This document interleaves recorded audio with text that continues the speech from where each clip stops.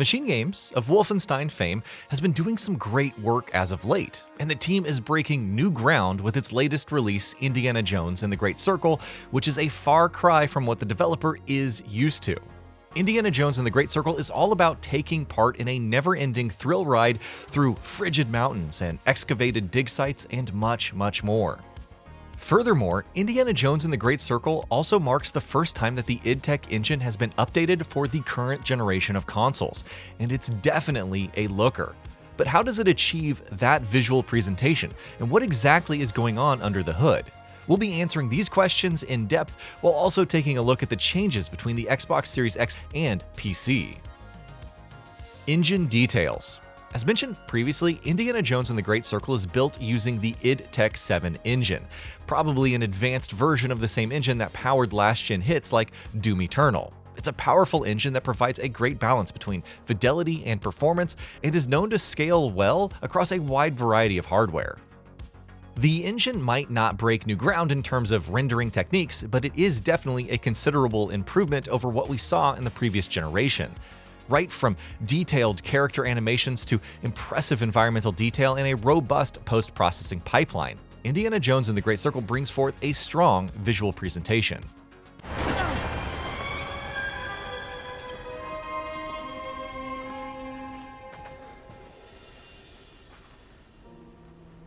Okay, so how are we gonna find your contact?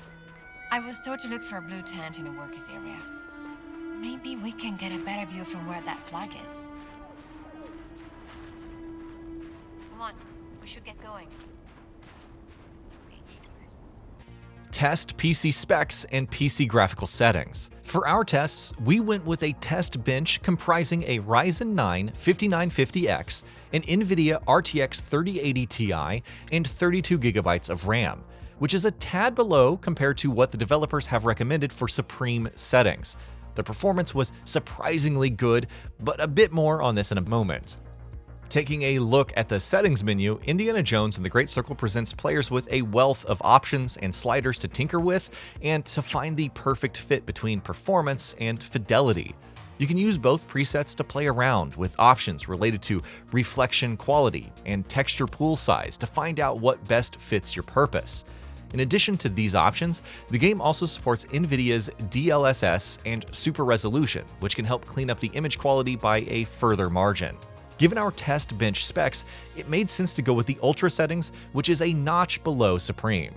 The resolution was set to native 4K with dynamic resolution scaling turned off.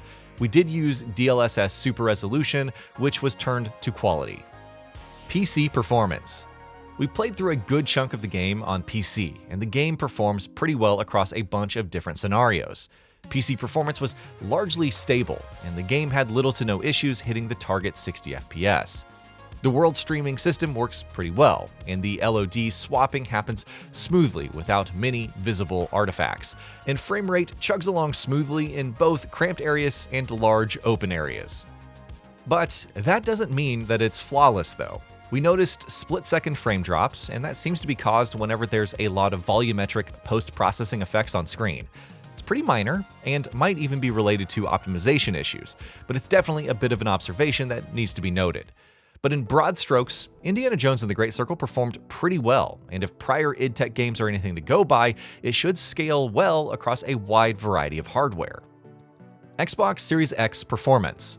The Xbox Series X version features a mode that runs at 60 FPS with an output resolution of 4K. We put the game to its paces, and it performed pretty well. Performance was quite optimized and stable, and the resolution scaling was not really noticeable while playing. The Xbox Series X most likely renders the game at a lower internal resolution, and the image is then upscaled to the target of native 4K. It seems to be using some sort of FXAA or MSAA for clearing up the images on the console, and while upscaling artifacts might not be very clear, they definitely do exist. Overall, MachineGames has done some great work providing a performant release with this rendition of id Tech 7. Having a second 40 FPS mode that matches the level of graphical fidelity seen in the PC release would have been a great addition, and hopefully this is something that the developer may look into with a post-launch patch. Various graphical parameters.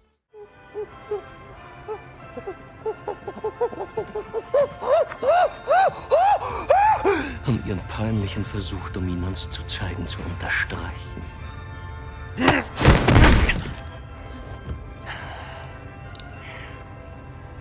Der Riese war unsere einzige Möglichkeit, die Traumstele zu öffnen. Und Sie, Oberst Ganz, haben ihn getötet. Starting things off with the character models, Indiana Jones and the Great Circle features really good-looking character models that are appropriately detailed and expressive. The poly counts are appropriately high, and meshes react well to changes in expression.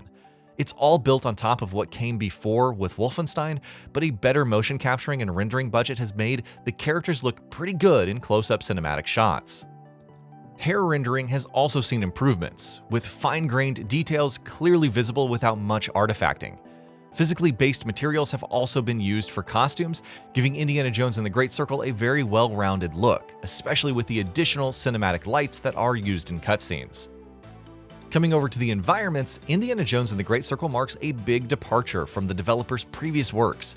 Gone are the huge Nazi megastructures that served as architectural marvels, which have been replaced by sprawling levels with an impressive amount of variety between each stage. The id Tech engine was always great at rendering levels at scale, but Indiana Jones adds a level of richness that wasn't present before.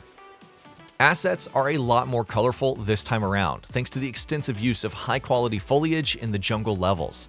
The quality of assets is great all around, right from natural elements like trees and rocks to artificial geometry like brick walls and carved stones and much more. Then there's the lighting, where we get to see what looks to be a similar implementation to Wolfenstein 2. id Tech uses a mix of baked lighting and dynamic bounce lighting for indirect lighting. It works with great effect over here since Indiana Jones isn't an open world with dynamic times of day or tons of indirect light sources spread across this level, and also helps with giving the developer greater freedom over the look and feel of every scene. As for the reflections, Indiana Jones seems to be using screen space reflections, which have an appropriately high resolution on the reflected image and updates in real time. Shadows are also similarly a mix of baked and dynamic, and they are rendered at far distances from the camera, which gives the game a pretty uniform look all around. Finally, there's the post-processing aspect of the presentation, where we get to see an improved volumetric light system. Beams of light penetrate through the trees, and generous smoke volumes can be seen, used to both mask faraway details and add depth to the surrounding. A high-quality per-object motion blur is also used with the usual depth of field effects, and the combo works just as well as it did for the engine's previous fast-paced combat titles, rounding off an amazing presentation. Xbox Series X versus PC. Much like prior games built on id Tech, Indiana Jones and the Great Circle is largely the same game across both platforms, though there are a few iterative differences that we can make between our PC version running on the aforementioned settings and Xbox Series X. The PC version inches a couple of shades ahead from the Xbox version in terms of image quality, which isn't surprising considering we are also using NVIDIA's DLSS Super Resolution. Textures look a bit crisper as a result, but there isn't much of a difference between the rendering techniques used in both releases. In broad strokes, the Xbox version of the game is very close to the high preset on the PC. Overall, both versions of the game look pretty similar to one another, which isn't surprising considering the excellent scalability of this engine that's used. Xbox players get a great experience that balances both visual fidelity and performance, while PC players get to push resolution and textures to a further degree.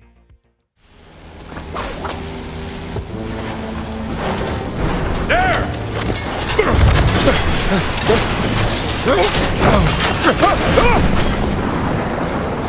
Tina, pull up! I'm trying!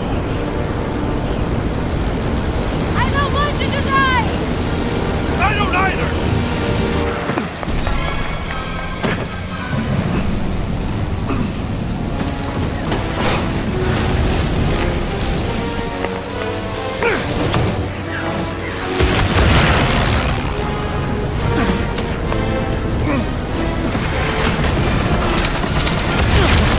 I think we made it! Something tells me these guys aren't friendly! Wow! What happened? They got us!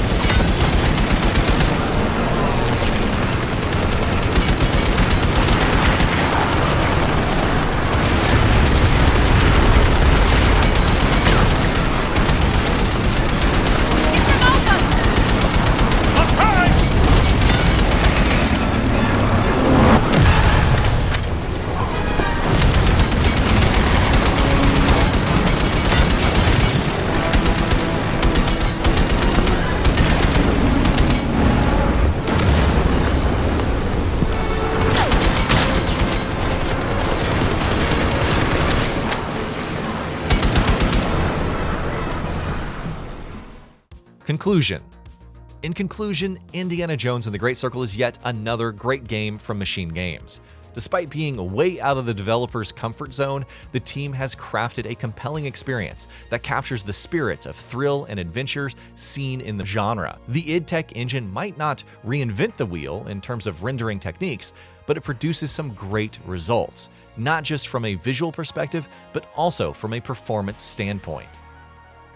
And that'll be about it for this one. If you guys like what we're doing at Gaming Vault, please consider subscribing to our channel, and I'll see you guys on the next video.